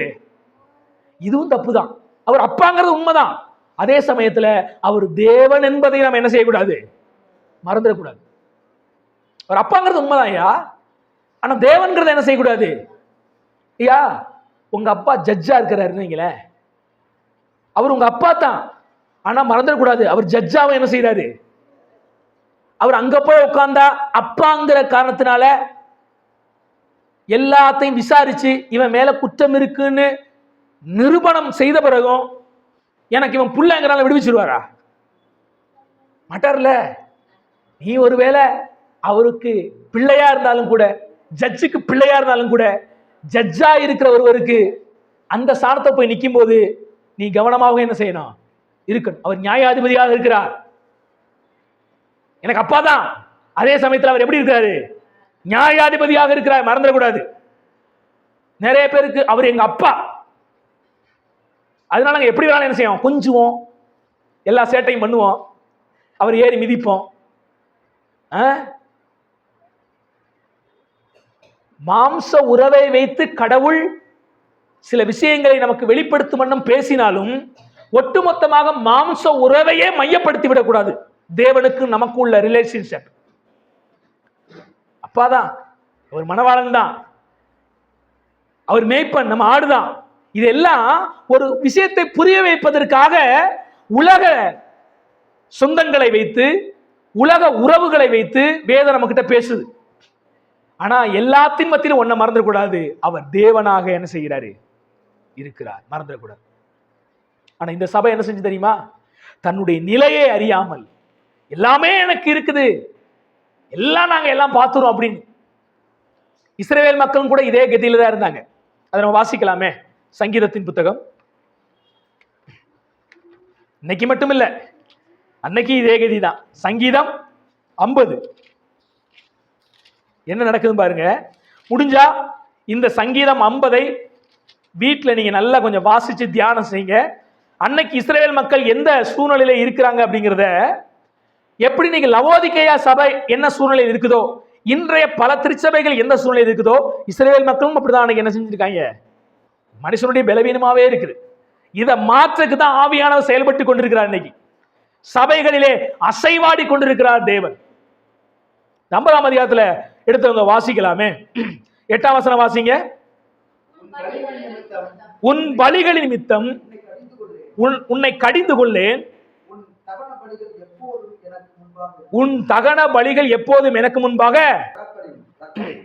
நல்லா கவனிங்க, இது எல்லாம் நிறைய இந்த 50ஆம் அதிகாரத்தை, இந்த 50வது சங்கீதத்தை வாசிக்கிறவங்க ஒரு தவறான ஒரு புரிதலுக்குள்ள வர்றதுக்கு நிறைய வாய்ப்பு இருக்குது. ஏன்னா இது பாட்டு, இது என்னது பாட்டு. இப்ப பாட்டுங்கும் போது அந்த பாட்டு எழுதப்பட்ட நோக்கம், யாருக்காக எழுதப்பட்டது, எந்த சூழமையில எழுதப்பட்டது, இதையெல்லாம் பார்க்கும்போது தான் இந்த ஒவ்வொரு வசனத்துக்குரிய அர்த்தம் நமக்கு புரியும். சரி, இப்ப இந்த வசனம் யாரை பார்த்து ஆண்டவர் பேசுறாரு? இந்த இந்த இந்த சங்கீதம், இந்த சங்கீதத்தின் மூலியமாக ஆண்டவர் பேசுவதை போல இந்த சங்கீதம் அமைந்திருக்கும், அப்படித்தானே? ஆண்டவர் தன்னுடைய ஜனத்தினிடத்தில் பேசுவதை போலதான் இந்த 50வது சங்கீதம் அமைந்திருக்கிறது. ஏன்னா நம்ம 7ஆம் வசனத்திலே வாசிக்கிறோம், நல்லா கவனிங்க. என் ஜனமே கேள், நான் பேசுவேன், இஸ்ரவேலே உனக்கு விரோதமாய். அப்ப நல்லா அந்த வசனத்தை நீங்க புரிஞ்சுக்கணும்னா 7ஆம் வசனம் ரொம்ப மையமான வசனம். இந்த அதிகாரத்தை நீங்க புரிந்து கொள்ளணும்னா 7ஆம் வசனம் ரொம்ப மையமான வசனம். 7ஆம் வசனத்தை என்ன பேசுறாரு? என் ஜனமே கேள், நான் பேசுவேன். என்ன பேச போறாரு? இஸ்ரவேலுக்கு விரோதமாக பேச போறார். ஆனா கீழே உள்ள வசனம் பார்க்கும்போது ரொம்ப நன்மையா, ஆண்டவருக்கு பலியிடுறது, அப்புறம் எனது நீ எனக்கு சோதர பலியிட்டு உன்னதமானவருக்கு உன் பொருத்தனையை செலுத்தி ஆபத்து காலத்தில் என்ன நோக்கி கூப்பிடு, நான் உன்னை விடி, இப்படிலாம் ஏதோ இஸ்ரவேல் மக்களை பாராட்டி பேசுறது போல இருக்குது. ஆனா உண்மையிலே அப்படி கிடையாது. உண்மையிலே சொல்லப்போனா இந்த 50ஆம் அதிகாரம் இஸ்ரவேல் ஜனங்களை திட்டுவது, விரோதமாக பேசுவது. இந்த வசனங்கள்லாம் என்ன சொல்றாரு? 8ஆம் வசனத்துல உன் பலிகளின் மித்தம் உன்னை கடிந்து கொள்ளேன். இந்த வசனத்தை பார்க்கும்போது நிறைய பேர் என்ன புரிஞ்சிருப்பீங்க? இஸ்ரவேல் மக்கள் ஆண்டவருக்கு பலி செலுத்துறாங்க, அந்த பலியை குறித்து ஆண்டவர் என்ன செய்ய மாட்டாரு? கடிந்து கொள்ள மாட்டாருன்னு சொல்ல வர. அப்படி நடத்தா நினைச்சிட்டீங்க? அப்படி இல்லை, அதான் பார்க்கணும். இது பாட்டு. பாட்டுங்கும் போது என்னுடைய விளக்கம் என்ன சொல்றாருன்னா, உன் பலிகளின் மித்தம் உன்னை கடிஞ்சு கொள்ளன்னா, நீ செலுத்துற பலியெல்லாம் ஒண்ணுமே இல்லப்பா, அதை வச்சுக்கிட்டு நான் உன்னை சங்கடப்படுத்த மாட்டேன், அதை எடுத்துக்கிட்டு உன்னை பெருசுப்படுத்தி உன்னை திட்ட மாட்டேன், நீ செலுத்துற பலியெல்லாம் நான் ஒரு பெருசா எடுத்து உன்னை ஒன்றும் திட்ட மாட்டேன்ப்பா. வார்த்தை புரியுதுங்களா? இதனுடைய அர்த்தம் வேற. ஆனா நாம் இதை வாசிக்கும் போது வேற ஒரு அர்த்தத்தில் புரிந்து கொள்ள வாய்ப்பு இருக்குது. இந்த அர்த்தம் என்ன? உன் பலிகளை மித்தம் உன்னை கடிந்து கொள்ளனா என்ன சொல்ல வராரு? நீ செலுத்துற பலியெல்லாம் ஒண்ணுமே இல்லை, அதை நினைச்சுக்கிட்டு நான் உன் மேல கசந்து கொள்ள மாட்டேன், உன்னை திட்ட மாட்டேன், உன் பலி ஒண்ணு எனக்கு தேவையில்லை. உன் தகன பலிகள் எப்போதும் எனக்கு முன்பாக, நீ எப்ப பார்த்தாலும் அந்த பலியை செலுத்திட்டு தான் இருக்கிற. உன் வீட்டிலிருந்து காளைகளையும் உன் தொழுவத்திலிருந்து ஆட்டுக்களாக நான் வாங்கிக் கொள்வது. இப்ப புரியுதுங்களா? இப்ப கீழே உள்ள வசனத்தை வாசிக்கும் போது அவர் மேல என்ன சொல்ல வர்றாருங்கிறத இந்த வசனத்தை வாசிக்கும் போது தான் புரியும். நீ வீட்டுல வச்சிருக்கிற கால பலிகள், அந்த பலி இந்த பலி எல்லாம் அதெல்லாம் ஒண்ணு இல்லை, அதெல்லாம் வாங்கி கொள்ள மாட்டான், நீ செலுத்திக்கிட்டு வர்ற, நீ அதை குறைவா செலுத்துறானு நிறைவா செலுத்துறானு எனக்கு அது ஒரு பெரிய பிரச்சனை இல்லை, உன்னை கடிந்து கொள்ள மாட்டேன். அப்ப என்ன இந்த இடத்துல சொல்ல வர்றாரு ஆண்டவர்? என்ன சொல்ல வர்றாரு? ஓங்கிட்ட, அதாவது இஸ்ரவேல் மக்களாகிய ஓங்கிட்ட இந்த பலிகளை நான் உங்ககிட்ட விரும்பல. நீ செலுத்துற சடங்கு ஆச்சாரங்கள்லாம் செய்யற பாத்தியா, தேவாலயத்துக்கு வந்து எத்தனையோ விதமான சடங்குகளை பண்ற, இதையெல்லாம் நான் விரும்பல. உன்கிட்ட நான் எதிர்பார்க்கிறது என்னன்னு கேட்டீங்கன்னா, நீ நீதியோடும் நியாயத்தோடும் வாழணுங்கிறதா உன்கிட்ட எதிர்பார்க்கிறோடைய, இந்த பலிகளை எல்லாம் நான் உங்ககிட்ட என்ன செய்யல, உங்ககிட்ட இருந்து எனக்கு இதான் தேவையில்லை. ஏன் தெரியுமா? இந்த உலகத்துக்கே படியெழுக்கிறவர் யாரு? நான். ஆண்டவர் வந்து காட்டமா திட்டாரு. இந்த வசனத்தை பாருங்க, 12ஆம் வசனத்துல, நான் பசியா இருந்தால் உனக்கு சொல்ல. டேய் இஸ்ரவேல் மக்களே, நான் பசியா இருந்தா உன்னிட்ட கேட்டு ஒரு ஆட்டை கொண்டா, மாட்டை கொண்டா, புறாவை கொண்டான்னு கேட்டுக்கிட்டா இருக்க போற? கேட்க மாட்டேன். ஏன் கேட்க மாட்டேன்? பூமியின் அது நிறைவும் என்னுடையது. இஸ்ரவேல் மக்களை பார்த்து ஆண்டவர் பேசுறாரு, பூமியின் அது நிறைவும் என்னுடையது. அப்ப ஆண்டவர் என்ன சொல்ல வர்றாரு? துன்மார்க்கனை தேவன் துன்மார்க்கன் என்று யார பேசுறாரு இந்த இடத்துல? நாமெல்லாம் இங்க வாசிக்கும் போது இஸ்ரவேலுக்கு எதிரியே ஆண்டவர் துன்மார்க்கன், அப்படி சில இடத்துல இருக்கும். ஆனா இந்த 50வது சங்கீதத்துல என்னதுன்னா, யார துன்மார்க்கன் சொல்றாருன்னா, என் பிரமாணங்களை எடுத்துரைக்கவும் என் உடன்படிக்கையை உன் வாயினால் சொல்லவும் உனக்கு என்ன நியாயம் உண்டு. இந்த வார்த்தை யார பேசுறாரு?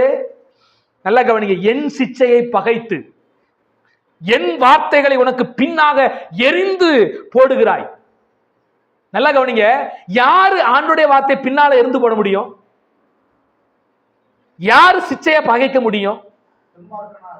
யாராவது தேவனை தேடாத ஒருத்தன் செய்யற விஷயத்தை ஆண்டவர் இப்படி பேசுவாரா? நல்லா கவனிங்க, இந்த சங்கீதம் முழுவதும் தேவனை அண்டிக் கொண்ட இஸ்ரவேல் மக்களை பார்த்து தான் பேசுறாரு. இஸ்ரவேல் மக்களுக்குள் இருக்கிற பிரபலமான மனிதர்களை குறித்தும் பிரபலமான ஆளும் தலைவர்களை குறித்தும் தேவனுக்கு தாங்கள் ஊழியம் செய்கிறோம் என்று சொல்லிக் கொள்கிற ஆசாரியர்களை பார்த்து தான் பேசுறாரு. டே ஆசாரியனே, நீ என் வார்த்தையை எடுத்துரைக்க உனக்கு என்ன நியாயம் உண்டு? ஏன் அப்படி கேட்கிறாரு? ஏன்னா ஆசாரியனை வச்சதுக்கு எதுக்காண்டிதான்? தேவனுடைய வார்த்தையை உபதேசம் பண்ணதான். அப்ப ஏன் இந்த வார்த்தையை ஆண்டவர் பேசுறாருன்னா, ஏன்னா இவன் ஆசாரியனா இருந்தாலும் இவன் தேவனுடைய பிள்ளை என்றாலும் ஆண்டவர் செய்யற சிட்சையை இவன் பகைக்கிறான். ஆண்டவர் சிச்சை அதாவது எதுக்கு ஆண்டவர் சிச்சை செய்யறாரு? நம்மளை நேசிக்கிறதுனால தான் சிச்சை செய்யறாரு, அப்படிதானே? இந்த வசனம் பாருங்க, ஆண்டவர் ஏன் ஒரு மனுஷன் சிச்சை பண்றாருன்னா, தான் நேசிக்கிற புத்திரன், தான் நேசிக்கிற மகன் யாரோ அவனைத்தான் ஆண்டவர் சிச்சை செய்யறாரு. தெருவில் போறவன ஆண்டவர் என்ன செய்ய மாட்டாரு? சிச்சை பண்ண மாட்டாரு. நீங்க வெளிப்படுத்தின விஷயத்துல நம்ம பார்த்தோம்ல, 3ஆம் அதிகாரத்தில் லவோதிக்கேய சபையை பார்த்து ஆண்டவர் சொல்ற வார்த்தையை பாருங்களேன். 19ஆம் வசனத்தை வாசிக்கலாம். 3ஆம் அதிகாரம் 19ஆம் வசனம். நான் நேசிக்கிறவர்கள் எவர்களோ அவர்களை கடிந்து கொண்டு சிட்சிக்கிறேன். ஆகையால் நல்லா கவனிங்க, அப்ப லவோதிக்கேயா சபை இந்த மாதிரியான நிலைமையில இருந்தாலும் அந்த சபை மேல ஆண்டவர் என்ன செய்யறாரு? அன்பு வச்சிருக்கிறார். சிட்சிக்கிறார், ரைட்டு. என்ன வச்சிருக்கிறாரு? தான் நேசிக்கிறவர்களை ஆண்டவர் என்ன செய்யறாரா? சிட்சிக்கிறாரா? அப்ப இப்படிப்பட்ட சபையை ஆண்டவர் எதனால நேசிக்கிறாரு?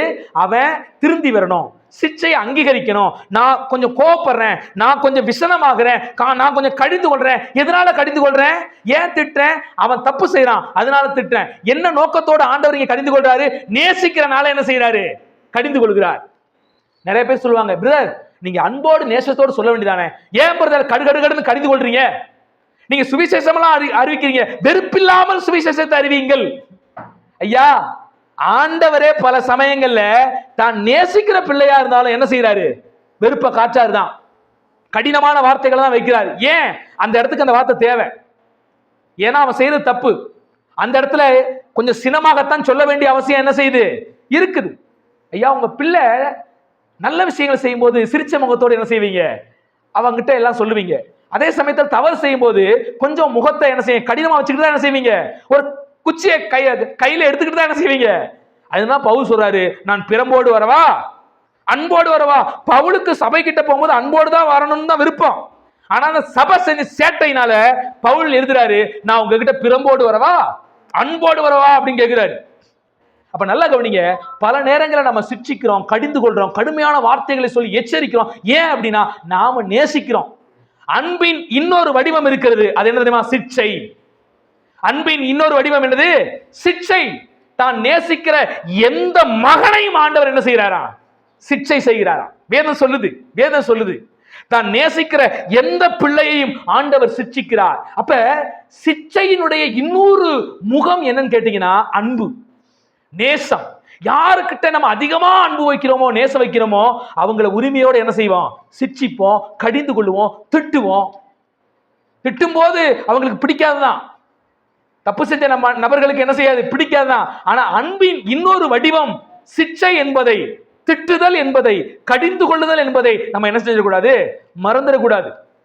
இதை இந்த சங்கீதத்தில் தான் பார்க்கிறோம். நீ சிட்சையை பகைத்து என் வார்த்தைகளை பின்னாக ஆண்டவர் சிட்சிக்கிறாரு. நீ திருந்தும்படி, இஸ்ரவேல் மக்கள் நீ திருந்தும்படி நான் உனக்கு எல்லாம் செய்யறேன். ஆனா நீ சிட்சையை பகைச்சு போடுற.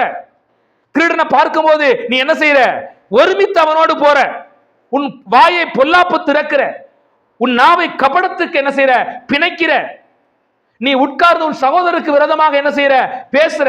எவ்வளவோ விஷயங்களை தம்முடைய பிள்ளைகளை பார்த்தா ஆண்டவர் பேசுறாரு. அல்லேலூயா. தம்முடைய பிள்ளைகளை பார்த்தா ஆண்டவர் என்ன செய்யறாரு?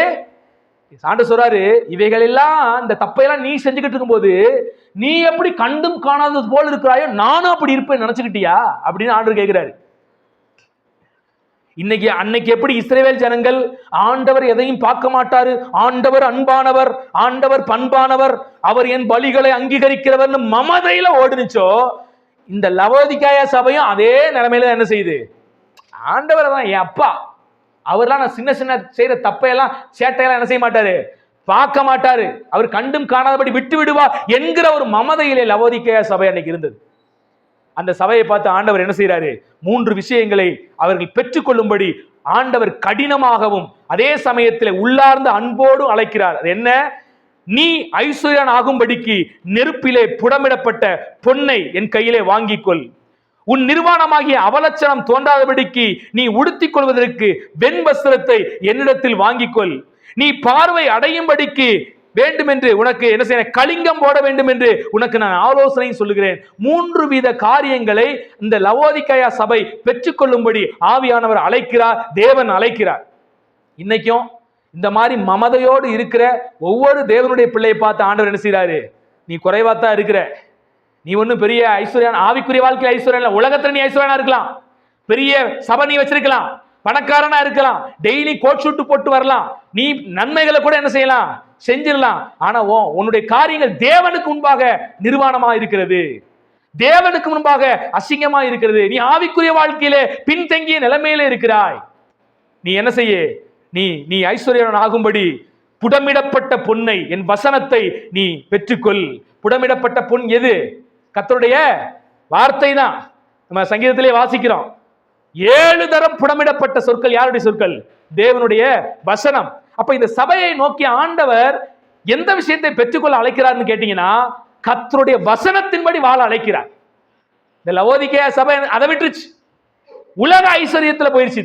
உலகத்துல ஐஸ்வர்யமா இருக்குது, கோடீஸ்வர சபையா இருக்குது, லக்ஸுரியான சபையா இருக்குது, பொருளாதாரத்தை ஈட்டுகிற சபையா இருக்குது. இந்த சபையை குறித்து அந்த நாட்களே நிறைய மருத்துவமனைகள்லாம் சபையில இருந்துச்சான். நல்ல வணிகம் செய்கிற சபை இந்த சபை, பெரிய பணக்காரங்களா இருந்துச்சு. ஆனா ஆவிக்குரிய வாழ்க்கை எப்படி இருக்குது? தரித்திரம். ஆண்டவர் சொல்றாரு, நீ புடமிடப்பட்ட பொன்னை என் கையில என்ன செய்?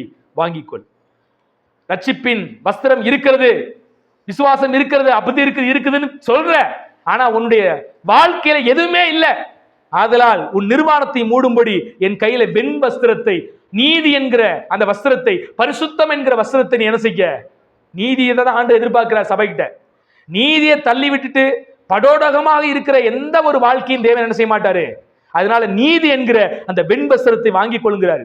உன் கண்ணுக்கு கலிங்கம் போடுங்கிறாரு. நீ நல்லா பார்க்கிறேன், ஆண்டவர் இயேசு கிறிஸ்து பேசுவாரு, காண்கிறேன் என்று சொல்லுகிறவர்களுக்கு ஐயோ. அன்னைய பரிசேயரை பார்த்து ஆண்டவர் சொல்லுவாரு, நீ பார்க்கிறேன் அப்படின்னு பேசுறவனுக்கு பூரா ஐயோங்குவாரு. ஏன்னா இவன் நினப்பு பார்க்கிறேன்னு, ஆனா ஒண்ணுமே சரியா பார்க்க மாட்டேங்கிறான். மங்களா தான் பார்க்கிறான், எல்லா வசனங்களையும் மங்களா பார்க்கறது, ஆனா நான் நல்லா பார்க்கிறேன்னு நினைச்சுக்கிட்டு இருப்பான். இன்னைக்கு பாருங்களேன், நீங்க நிறைய ஊழியக்காரங்க இருக்காங்கல்ல, கொடுக்குற விளக்கம் பூரா மங்கலான விளக்கங்கள், உண்மையான விளக்கம் அதுவா இருக்காது. ஆனா அந்த விளக்கத்தை பெருசா நான் எல்லாம் எனக்கு தெரியுங்கிற மாதிரி பேசிக்கிட்டு இருப்பான். ஆனா ஆண்டவர் என்ன செய்யறாரு? உன் கண்ணுக்கு கலிங்கம் போடு, அதாவது உன் கண்ணுக்கு மருந்து போடு. நீ மங்களா பார்க்கிற, நீ பார்வை சரியில்லை உங்களுக்கு, நீ சீக்கிரமாய் கலிங்கம் போட்டுக்கோ, மருந்து போட்டுக்கோ. ஆண்டவர் என்ன செய்யறாரு? எச்சரிக்கிறார். இந்த 3 காரியத்தை ஆண்டவர் இந்த சபையின் இடத்தில் என்ன செய்யறாரு? எதிர்பார்க்கிறார். அந்த சபையிட்ட மட்டும் இல்ல, நமக்கிட்ட ஆண்டவர் என்ன செய்யறாரு? இதுதான் எதிர்பார்க்கிறார். நாமும் ஆண்டவர் முன்பாக தன்னை தாழ்த்தி கொண்டு அவருடைய வார்த்தைக்கு கீழ்ப்படிய நம்ம என்ன செய்யணும்? அர்ப்பணிக்கணும். வேதம் சொல்லுது, நான் நேசிக்கிறவர்கள் எவரோ அவர்களை என்ன செய்யறார்? ஆண்டவர் சிட்சிக்கிறார். சிட்சித்து மனந்திரும்ப என்ன செய்யறாரு? அழைக்கிறார். இந்த சபையினுடைய ஒரு பெரிய கொடுமை என்னன்னா, ஆண்டவரை வெளியே தள்ளிட்டு இந்த சபை உள்ள கொண்டாடிக்கிட்டு இருக்குது. என்ன பண்ணுது சபை? வாசிக்கிறோம், இதோ வாசற்படி நின்று தட்டுகிறேன், ஒருவன் என் சத்தத்தை கேட்டு கதவை திறந்தால் அவனிடத்தில் நான் பிரவேசித்து அவனோடு போஜனம் பண்ணுவேன், அவனும் என்னோடு என்ன செய்வான். அப்ப என்ன சபை இந்த சுய பெருமையில, இந்த எல்லாம் எனக்கு இருக்குங்கிற அந்த மதமையில என்ன செஞ்சிச்சு? ஆண்டவரை வெளியே தள்ளிட்டு இந்த சபை உள்ள கொண்டாடிட்டு இருக்குது. கொண்டாடும் வாழ்விலே என்ன கொடுமை பாருங்களேன். ஆண்டவர் வெளியே நிற்கிறாரு, சபை உள்ள என்ன செய்ய? சபைக்குள்ள எல்லாம் பண்ணிட்டு கொண்டாடும். ஆண்டவர் அங்க வெளியே கதவை தட்டுறாரு, டேய் நான் வெளியே இருக்கிறேன்டா, உள்ள விடுங்கடா. என் சத்தத்தை ஒருவன் கேட்டு கதவை திறந்தா நான் அவனோடு என்ன செய்வேன்? போஜனம் பண்ணுவேன், அவனும் என்னோடு. இது ஒரு அவல நிலை. யோசிச்சு பாருங்க. அதான் சொல்லுவேன், மற்ற சபைகளை விட இந்த சபை ரொம்ப அகல பாதாளத்துல இந்த சபை கேட்ட பிளத்தெல்பியா சபை.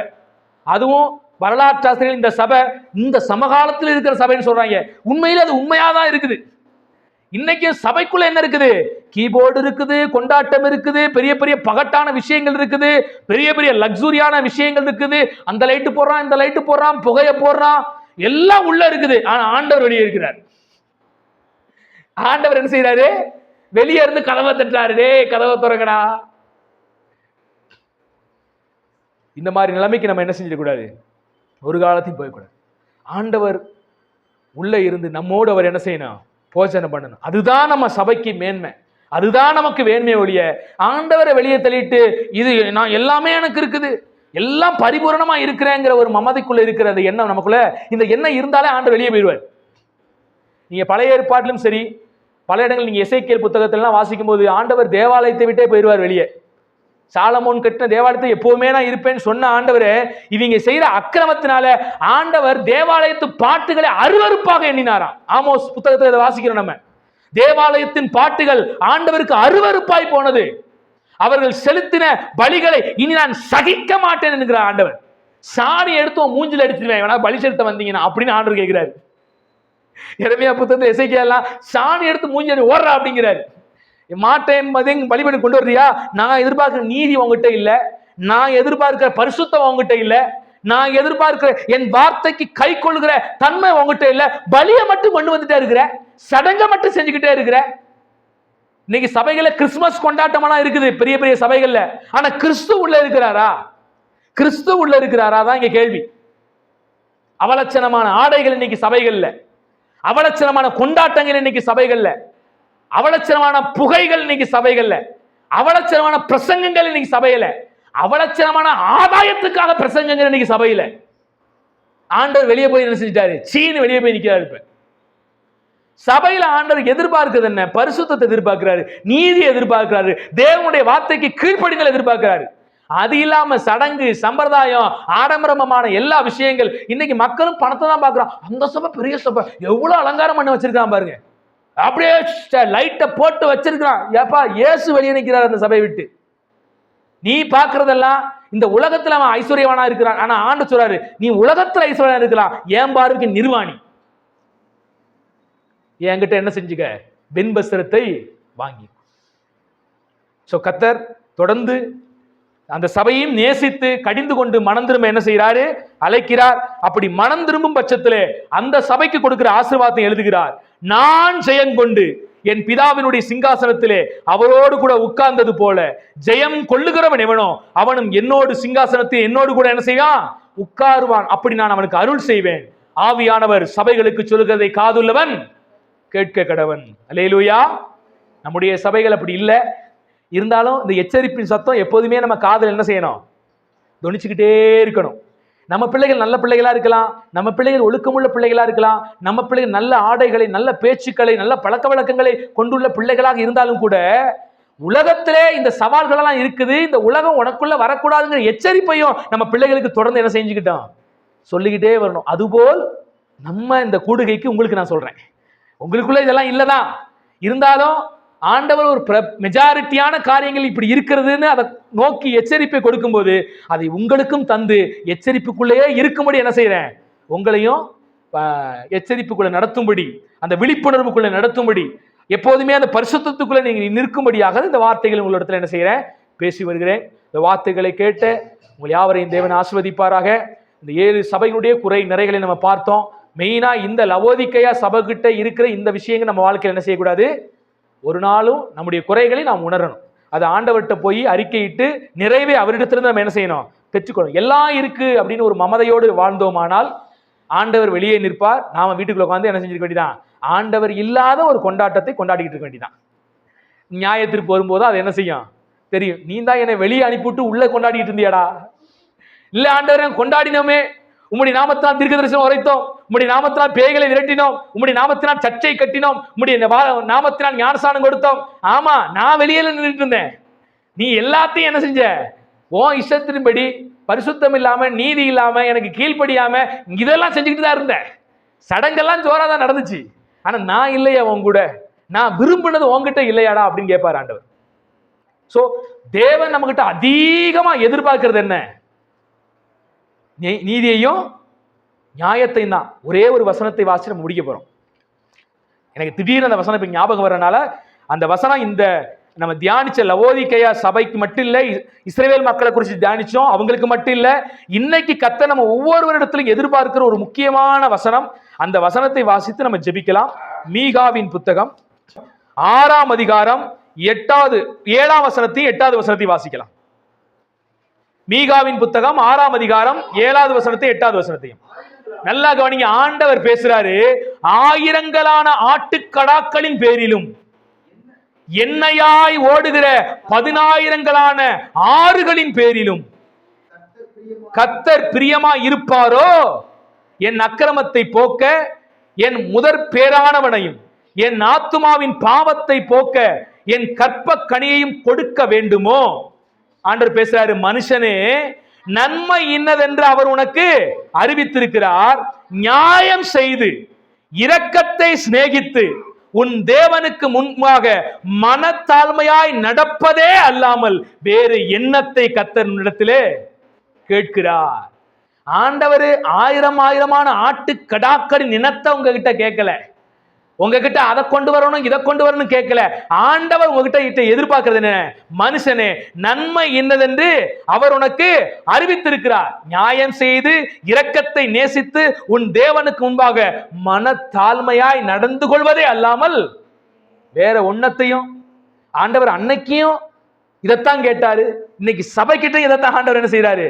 கேட்கிறார், எதிர்பார்க்கிறார். சபை தேவனுடைய நியாயத்தையும் தேவனுடைய வார்த்தைக்கு கீழ்ப்படிதலையும் சிநேகத்தையும் தான் அவர் என்ன செய்யறாரு? கேட்கிறார். இந்த குணங்கள் நம்முடைய வாழ்க்கையில வரட்டும், இன்னும் நிறைவாக நமக்குள்ளே ஆண்டவர் தரட்டும். கர்த்தர் ஆசீர்வதித்து நம்ம எல்லாரும் காக்கட்டும். நம்ம பந்திக்கு நேராக ஆயத்தப்படலாம்.